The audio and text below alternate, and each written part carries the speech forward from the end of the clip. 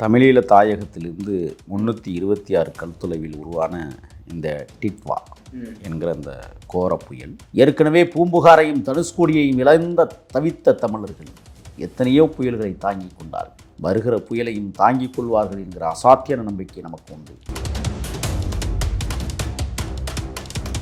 123 பேர் இறந்திருக்கிறார்கள். 136 பேர் காணவில்லை. 5000த்திற்கும் மேற்பட்டவர்கள் காயமடைந்திருக்கிறார்கள் என்கிற செய்தி நெஞ்சை பதைபதைக்க வைக்கிறது. சுமார் 35 ஆண்டு காலம் ஈழப்போர் தாயகத்தில் மிகப்பெரிய மன வலியையும் மன சோதனையும் நடத்திய அந்த மக்கள் மழையும் இப்பொழுது சோதனை நடத்துகின்றால் அந்த மக்களுடைய வாழ்வியலை நாம் நினைத்து பார்க்கிற போது நெஞ்சம் பதறுகிறது. மழையினுடைய அளவு இதுவரை யாழ் தீபகற்பத்திற்கு மட்டும் கிட்டத்தட்ட 94 சென்டிமீட்டர் கிரேட் என்று சொல்வார்கள். அந்த அளவிற்கு அங்கே மழை பெய்திருக்கிறது. தமிழ்நாட்டை நோக்கி அது நகர்கிற போது அது மிகப்பெரிய பாதிப்பை உருவாக்கக்கூடும் என்று சொல்லுகிறார்கள். ஏனென்றால் ஆக யாழ் தீபகற்பத்தை அல்லது ஈழத்தாயகத்தை விட மோசமான சூழலுக்கு இப்போ இங்கே தமிழகத்தை நோக்கி அது வந்து கொண்டிருக்கிறது. ராமேஸ்வரம் தீவு இன்றைக்கு மலைகளால் கழுவப்பட்டு கொண்டிருக்கிறது.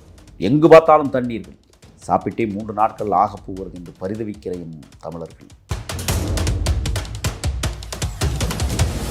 இதுவரை ஒரு சிறிய உதவி கூட அந்த பகுதியில் இந்த அரசு செய்யாமல் தடுமாறுகிறது. இந்த புயல் கிட்டத்தட்ட காரைக்காலுக்கும் நாகப்பட்டினத்திற்கும் இடையே கரையை கடக்கும் என்று ஆய்வாளர்கள் சொல்லுகிற நேரத்தில் சென்னைக்கு கூட அது நகரலாம் என்று நம்மை பயமுறுத்துகிறது இந்த புயல். இன்றைக்கு ஆராய்ச்சியாளர்கள் பூம்புகார் மாநகரம் கரையிலிருந்து சுமார் 36 கிலோமீட்டருக்குள் புதைந்து கிடக்கிறது என்றும் பேசப்படுகிறது. தனுஷ்கோடியும் அப்படித்தான். 2 கல் தொலைவுக்குள்ளேயே மூழ்கி போன நகரம் இன்னும் கண்டுபிடிக்கப்படாமல் காத்திருக்கு.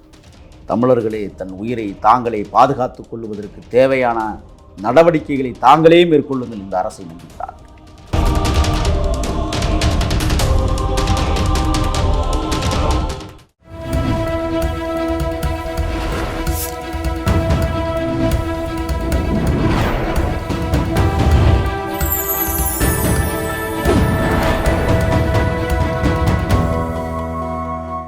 சேனல் 5 தமிழ் நேயர்களுக்கு வணக்கம். நேர்காணலில் நம்மோடு இணைந்திருப்பவர் தமிழ் தேசிய ஆதரவாளர் திரு முகில் அவர்கள். வாருங்கள், அவரோடு பேசுவோம். சார் வணக்கம். சார் வணக்கம். இந்த இப்போ டிட்வா புயல் தமிழகத்தை நோக்கி தான் வந்துகிட்டு இருக்கு அப்படின்னு எல்லாருக்குமே தெரியும். மழையும் எல்லா இடங்களும் பேஞ்சுக்கிட்டு இருக்கு. டிட்வா புயலினுடைய தாக்கம் எப்படி இருக்கும்? இதற்கு முன்னாடி இருந்த இந்த புயலினுடைய அந்த ஒவ்வொரு பேருக்கும் ஒவ்வொரு காரணங்கள் இருக்கும். இப்போ இந்த புயலினுடைய காரணம் என்னவாக இருக்கு? இது எப்படி ஒரு தாக்கத்தை ஏற்படுத்தும்? தமிழீழ தாயகத்திலிருந்து 326 கல் தொலைவில் உருவான இந்த டிட்வா என்கிற அந்த கோர புயல் கிட்டத்தட்ட 4 நாட்களாக நகர்ந்து மணிக்கு 7 கல் தொலைவில் தான் நகர்ந்து வந்தது. இன்றைக்கு காலையில் 11 மணி நிலவரப்படி 7லிருந்து 4 குறைஞ்சது. அது 4 குறைஞ்சி 11:45க்கு திருப்பி 7க்கு ஏறி கொஞ்சம் கூடுதலாக 9 கிலோமீட்டர் வேகத்தில் வந்தது. இப்போ அது படிப்படியாக குறைஞ்சி திருப்பி 6.25 கிலோமீட்டர் அப்படிங்கிற ரீதியில் இப்போ நாம் பேசி கொண்டிருக்கிற நேரத்தில் அந்த புயல் கொஞ்சம் மெதுவாகவே நகர்ந்து வருகிறது. தமிழீழ தாயக பகுதியில் குறிப்பாக மன்னார் வளைகுடா, வடமராட்சி, வவுனியா, யாழ் தீபகற்பம், திரிகோணமலை, வடமராட்சி என்று தமிழீழ தாயக பூமியை சிதைத்திருக்கிறது. நான் பேசி கொண்டிருக்கிற இந்த நேரத்தின்படி சரியாக ஒரு 3 மணி இருக்கும் என்றே நான் கருதுகிறேன். 123 பேர் இறந்திருக்கிறார்கள். கிட்டத்தட்ட 136 பேர் காணவில்லை. 5000த்திற்கும் மேற்பட்டவர்கள் காயமடைந்திருக்கிறார்கள் என்கிற செய்தி நெஞ்சை பதைபதைக்க வைக்கிறது. சுமார் 35 ஆண்டு காலம் ஈழப்போர் தாயகத்தில் மிகப்பெரிய மன வலியையும் மன சோதனையும் நடத்திய அந்த மண்ணில் மழையும் இப்பொழுது சோதனை நடத்துகின்றால் அந்த மக்களுடைய வாழ்வியலை நாம் நினைத்து பார்க்கிற போது நெஞ்சம் பதறுகிறது. குற்றுயிர்மாய் குருதியை தேய்த்த வண்ணம் குழந்தைகளை காப்பாற்றினால் போதும் என்று மக்கள் குடிசை வீடுகளை விட்டு மரங்களில் போய் ஏறி தப்பிக்கிற நிகழ்ச்சியும் தொடர்கதையாயிருக்கு. இதுவரை 1300 மாடுகள் அடித்து செல்லப்பட்டிருக்கிறது. நூற்றுக்கணக்கான உயிரினங்கள் கிட்டத்தட்ட இந்த மலைத்தொடரில் ஈழத்தீவில் மிகப்பெரிய தாக்கத்தை உருவாக்கியிருக்கிறது. சிங்கள நாடான இலங்கை தேசத்திற்குள் கண்டி சற்று மிகப்பெரிய பாதிப்பை உருவாக்கி கொண்டிருப்பதாக தகவல் வந்து கொண்டிருக்கிறது. நின்று விளையாடுகிறது. யாழ் தீபகற்பத்தை இப்பொழுது சுற்றி சுழன்றி அடித்து கொண்டிருக்கிறது. மக்கள் பாதுகாப்பான இடத்தை நோக்கி யாழ் தீபகற்பம் என்பது கிட்டத்தட்ட கடலுக்குள் இருக்கிற ஒரு சிறிய தீபகற்பம். 4 புறமும் கடல் அதற்கு. இந்த தீபகற்பத்திலிருந்து மக்கள் யாழ் அந்த தொடர்வண்டி நிலையங்களை நோக்கி ஓடுவதை இப்பொழுது காட்சிகளாக வெளிவந்து கொண்டிருக்கிறது. கடும் புயல் அடித்து கொண்டிருக்கிறது. மணிக்கு 82 கிலோமீட்டர் வேகம் என்றும் சொல்லுகிறார்கள். மழையினுடைய அளவு இதுவரை யாழ் தீபகற்பத்திற்குள் மட்டும் கிட்டத்தட்ட 94 சென்டிமீட்டர் கிரேட் என்று சொல்வார்கள். அந்த அளவிற்கு அங்கே மழை பெய்து கொண்டிருக்கிறது. இது சற்று அப்படியே யாழ் தீபகற்பத்தை நகர்ந்து வங்கக்கடலுக்குள் வந்து கொண்டிருக்கிறது.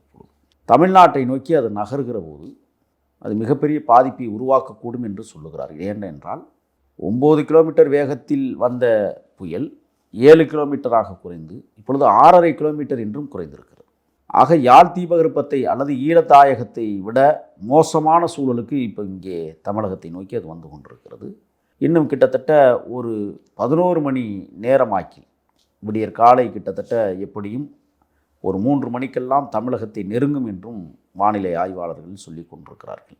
1967ஆம் ஆண்டு டிசம்பர் திங்கள் 22ஆம் நாள் இரவு 11:53 12:40 வரை ஒரு கோர தாண்டவ புயல் தமிழ்நாட்டின் பொக்கிஷமாக விளங்கிய துறைமுக நகரமான தனுஷ்கோடியை தாக்கி அளித்ததை நாம் நினைவுபடுத்தி பார்க்கிறோம். 3247 பேர் மரணமுற்றார்கள். அலைகளில் அடித்து சென்று கரை ஒதுங்கிய மக்கள் கண்ணீர் ததும்ப கடலோரத்தில் கிடந்த காட்சிகள். தொடர்வண்டி நிலையங்களும் தபால் நிலையங்களின் கூரைகளிலும் ஓடிய போய் தப்பித்து விடலாம் என்று எண்ணியவர்களுக்கு கூட கடல் அலைகள் அவர்களை காவு வாங்கியது.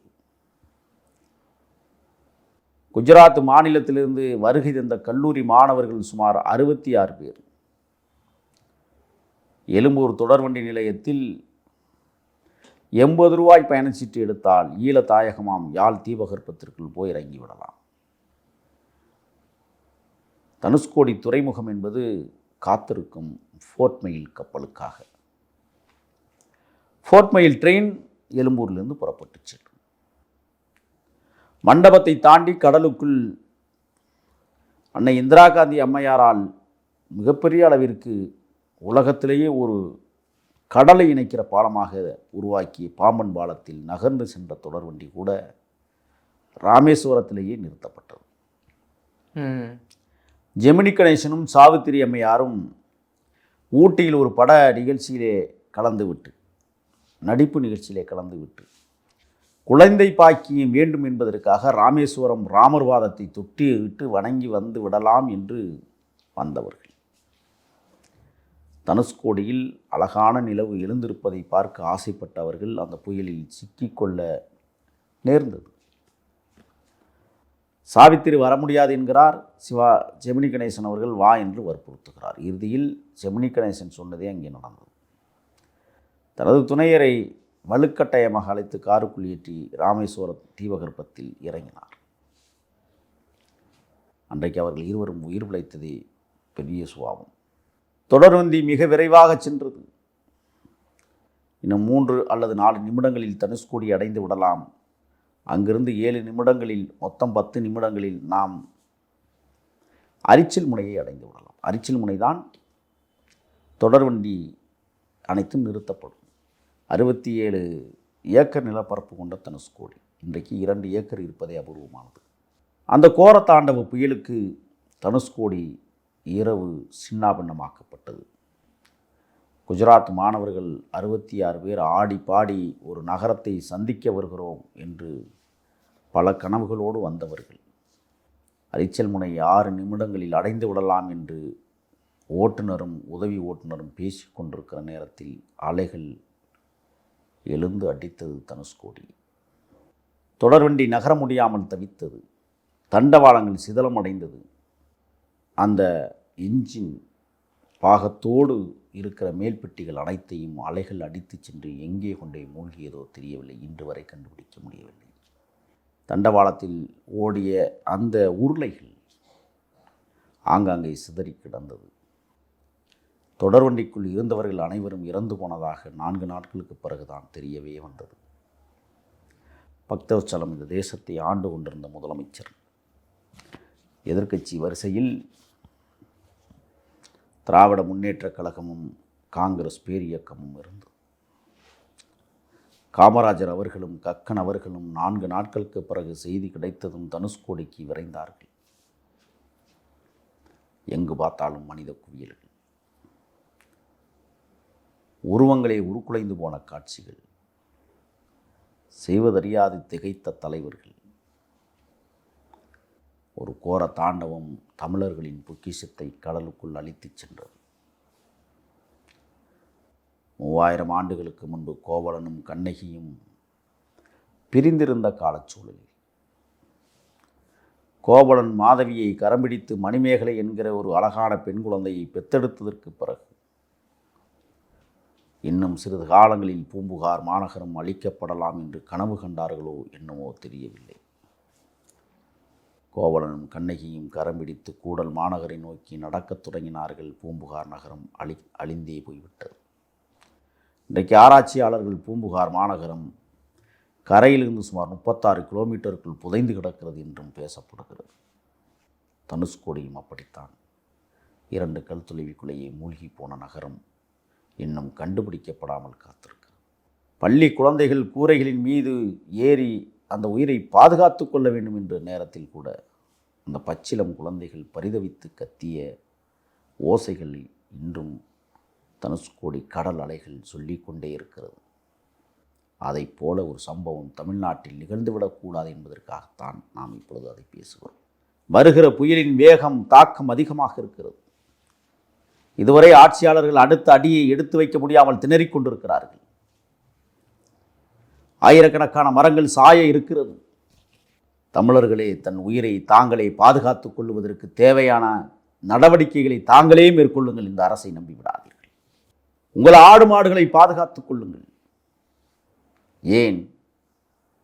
பிறப்புக்கும் எல்லா உயிருக்கும் என்ற வள்ளுவ தத்துவத்தின் அடிப்படையில் வாடிய பயிரை கண்டபோதெல்லாம் மனமாடியது என்று சொன்ன வள்ளலார் பெருந்தகை பிறந்த இந்த மண்ணில் ஒரு மிகப்பெரிய புயல் வந்து கொண்டிருக்கிறது நம்மை நோக்கி.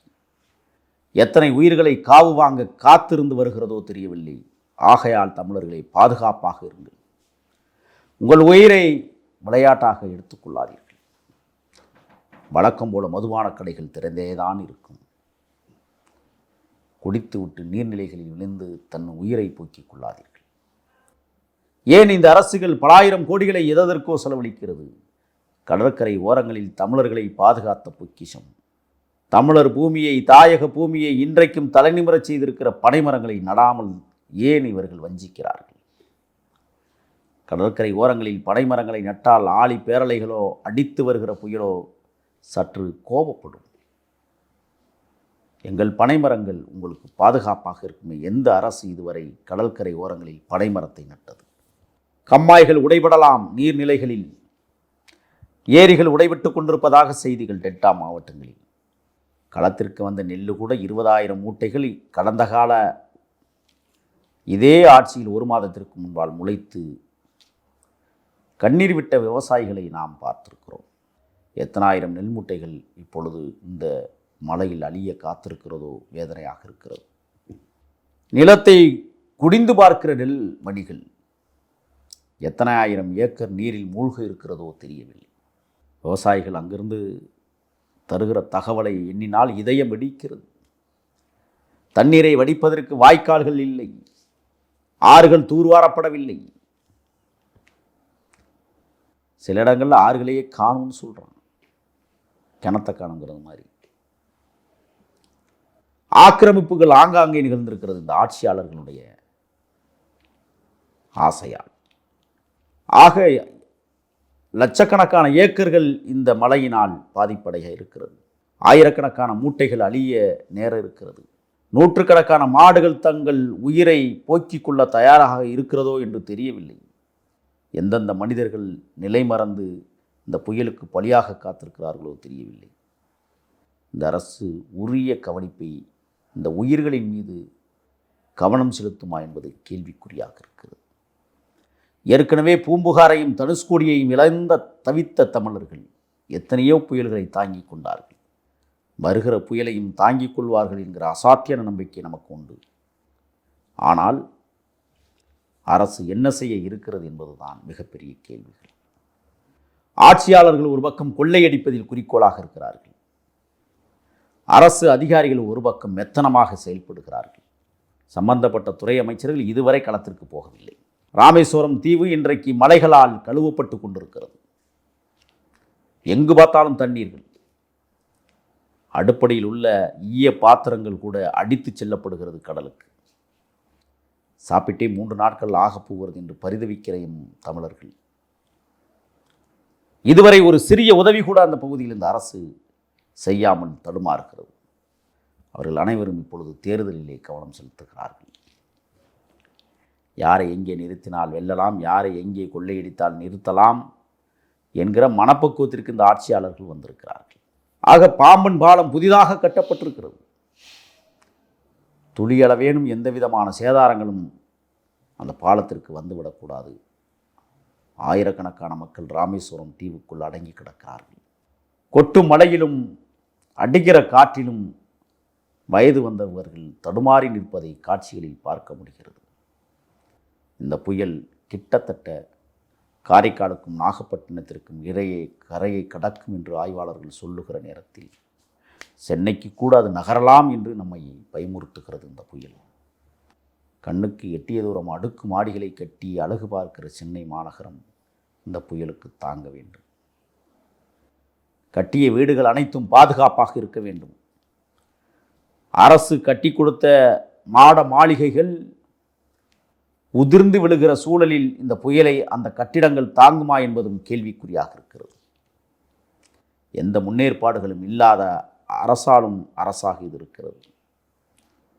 தேரா மன்னா செப்புவதுடையன் என்று சொல்லி தன் ஆட்சியில் களங்கம் வந்து விட்டது என்று தலைகுனிந்து செத்துப்போனானை பாண்டிய மன்னன் நீதி கேட்டு வந்த கண்ணகிக்கு முன்னால், மலைகளுக்கு முன்னால் இந்த ஆட்சியாளர்கள் என்ன செய்ய இருக்கிறார்கள் என்பதை கேள்விக்குறியாக வைக்க நான் விரும்புகிறேன். ஆக உயிரினங்கள் மிகப்பெரிய அளவில் சேதாரம் அடைந்துவிடக்கூடாது.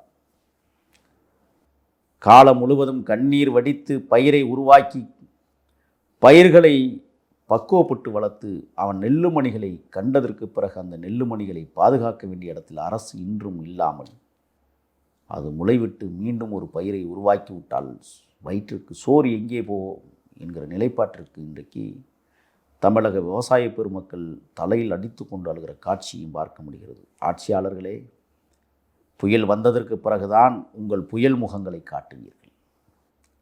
வருவதற்கு முன்னாலேயே உங்கள் அழகிய முகத்தை காட்டி எந்த விதமான சேதாரமும் இல்லாமல் பாதுகாக்க வேண்டிய பொறுப்பும் கடமையும் இந்த ஆட்சியாளர்களுக்கு இருக்கிறது. செய்வீர்களா? செய்தால் உங்களுக்கு ஓட்டு விழுகும் என்று ஆசைப்படுவீர்கள். செய்யாவிட்டாலும் பணத்தை கொடுத்து ஓட்டு வாங்கிவிடலாம் என்று கனவு கண்டு கொண்டிருப்பீர்கள். பாதிக்கப்படுவது எல்லா வகையிலும் அன்றாடங்காட்சி மக்களே.